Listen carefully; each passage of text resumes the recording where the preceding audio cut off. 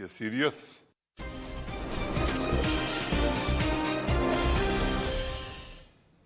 Back on with news just coming through from the Indian camp, which is currently in cricket camp, which is currently in the United Kingdom, and there are COVID troubles in Team India after it is said that Rishabh Pant tested positive once he was found attending a Euro match, and with fans also questioning his presence in the stadium without a mask. Now we're given to understand that one member of the support staff is also now positive, and given that, Vridhiman Saha has been asked to isolate because he had come in close contact. Although so far what we are given to understand is none of the players have got any serious trouble. They all are showing mild symptoms but have been kept in isolation. The mandatory 10-day isolation is what is now stipulated. Rishabh Pant is recovering. He has to be tested around the 18th before he is allowed to even travel. But as of now, none of the support staff or Rishabh will be actually going to Durham, where the team is going to play a warm-up game ahead of the first test that is scheduled to start on the 4th of August. Shivani now joins us with more details. So COVID troubles, with some of them in isolation, but now those who have come in close contact also asked to go into isolation. That's right. Anand, as you very rightly pointed out, the troubles are only increasing. After Rishabh Pant, there are at least few more players and a support staff member who has tested positive. What we're also getting to know is that Vridhiman Saha has been forced to isolate. He was one of the close contacts of the Anand Garani, who has tested positive from the support staff. This is something that is going to reflect really badly on the Indian team and on its management in England, because we did see several of them either out and about in England or even at high-risk, venues for the Euros or at Wimbledon, where, yes, in UK, a lot of people were not wearing masks. That's how it goes. But was it necessary for someone who has a series coming ahead to also put themselves in risk? Also, remember, this is also coinciding with actually a huge jump in new cases in UK, their highest since January, or the second or third wave that the UK had seen. So this has certainly put needless risk on what is a very important series coming up for India. There is some time to go, but questions will be asked, as has been mentioned, after the BCCI secretary asked them to not put themselves at risk. Why did they do so? Well, what had happened is that the ECB and the bio-bubble protocols were relaxed, and that was because of 14 months of intense bio-bubble. There was also a certain amount of mental trauma and stress that English players were going through, and that's why about 7 of them, including their support staff, tested positive ahead of the Pakistan series, and a second-string England side had to be fielded against Pakistan under Ben Stokes, and they ended up winning the series 3-0. But the fact is, a larger call was taken that the bio-bubble will be relaxed for players so that the mental trauma or the fatigue that they are going through, stress that they are going through, is also eased. Yes, there is a risk, and perhaps that's the advisory that's gone from the BCCI, where they say that you may be vaccinated, but you can still get COVID-19. Although it is mild, you may be asymptomatic, but that means 10 days of isolation, quarantine, testing again, and worries for everyone. And of course, that's going to take away from practice, which is crucial ahead of this 5-test series. Thanks for your input, Shivani.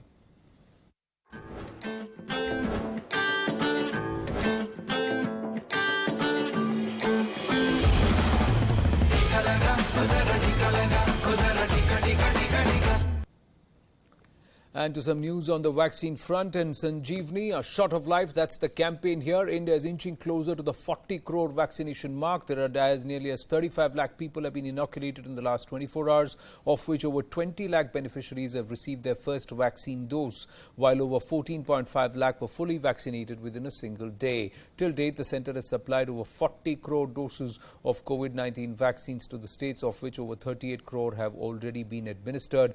In order to further boost India's vaccine drive, the centre will supply another 83.85 lakh doses of vaccine to states and union territory. Runjhun Sharma tracking the health ministry with us, and Mansukh Mandavia there. Runjhun coming out and saying that states are sitting on close to 1.9 crore doses of vaccines already. They need to go ahead and administer them so that we can up the daily average from 3.5 million to close to 5 million vaccines. Yes. While the health minister is saying that, Anand, many states now, including the national capital, are complaining of not having enough vaccines to vaccinate people. What the centre really is saying is that we are providing you vaccines, and you need to judiciously use it. So it is a conflicting statement which is coming in from the center. We saw that series of tweets by Mansukh Mandavia saying states are playing politics over vaccines, and they should, vaccinate the stock which is given to them before really asking for more. It's the same conflicting statements coming from the state and the center. Anand, meanwhile, the vaccinations in the country once again have gone down below the 40 lakh mark. The last couple of weeks we've seen the vaccination rate extremely slow down, about 35 lakh vaccines administered every day. That is a huge jump. So the hope really is that both the center and state can coordinate better and start vaccinating more and more people, because currently only 5% of India is fully immunized, which means both doses have been received by 5%.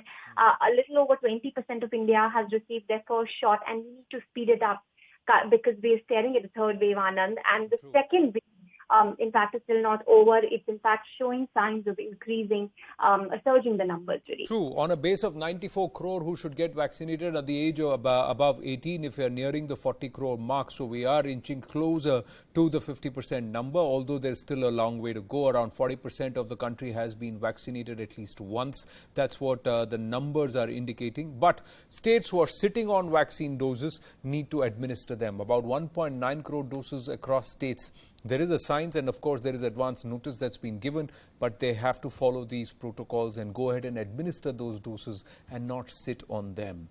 As COVID vaccination commences for pregnant ladies in Maharashtra, Mumbai's BMC is set to begin the inoculation of pregnant women against COVID starting today. This after the Health Ministry gave a go-ahead and said that pregnant women can and should get the COVID-19 vaccine. The BMC has taken the decision after recommendation from the state's task force. Initially, the BMC will administer jabs to pregnant women across 35 centres in Mumbai. The BMC in Mumbai has decided to provide vaccinations to expecting mothers at the earliest on the basis of special committee report. On the basis of expert advice, they have taken the decision to provide vaccination to expecting mothers in Mumbai across 36 centres in Mumbai that have been allocated this responsibility. We did visit at some of the centres, including this one, which is a hospital called ESIS Hospital. It is the BMC-run hospital. There is complete chaos and confusion here because there is tremendous amount of shortage of vaccination. 4 दिन से आ रहे हैं, जा रहे हैं, vaccine दूसरा vaccine के लिए 8 तारीख का मैसेज आया है। यहाँ से शताब्दी तक लाइन ले तो आ जाओ, कल आओ, परसों आओ, ऐसा कैसा वैक्सीन लगेगा? There are troubles on ground and vaccine supply, vaccine intimation. This is something which states and centre have to coordinate better. Meanwhile, we are up and about across 5 states, 5 districts, 500 villages is our target, and we would like to cover more as part of our Sanjeevani initiative. The Sanjeevani Gadi is up and about. Have a look at where it is today. It is in Nashik, in Bopegaon and Meterwadi, in Guntur, in Pataradepalam and Chebrolu. And these are the places where we are today currently. So far, 414 villages have been covered and more than 207,000 people have been reached. आपने टीका लगाया क्या?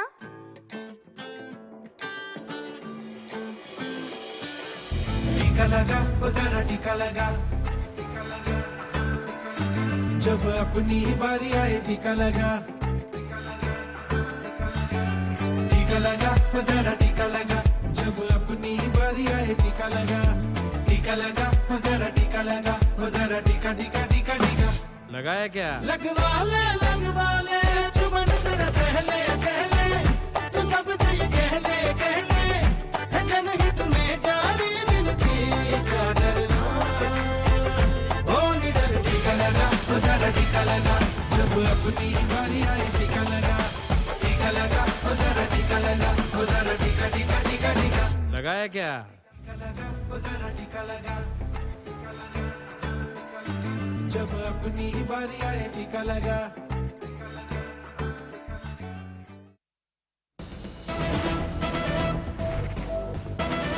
news is coming through. External Affairs Minister Subramaniam Jaishankar has met the Afghan President Ashraf Ghani. India has reiterated support for peace, stability and development of Afghanistan. Maha Siddiqui with more on this. Maha, but is there more that India is going to offer? Because currently it just seems that the Taliban are having a free run.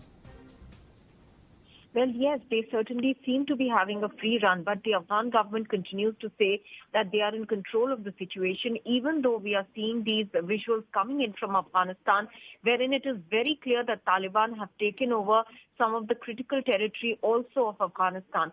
Kandahar is one such territory which they have taken over pretty close to last week, and the manner in which they have made steady strides since May this year, and Afghanistan has been slipping into violence, has been of utmost concern to India being in the neighborhood. And that is why we are seeing these repeated meetings that India is holding with the Afghan side. So External Affairs Minister S. Jaishankar also met his counterpart in Dushanbe, where he was for the SCO meeting. In the meeting as well, in the contact group on Afghanistan, India made the point clear that stability is required in Afghanistan, which has to be double durable stability. It has to be there within Afghanistan and surrounding Afghanistan as well. India also pitched 3 points with regards to how this can be achieved, the stability in the region being very important currently.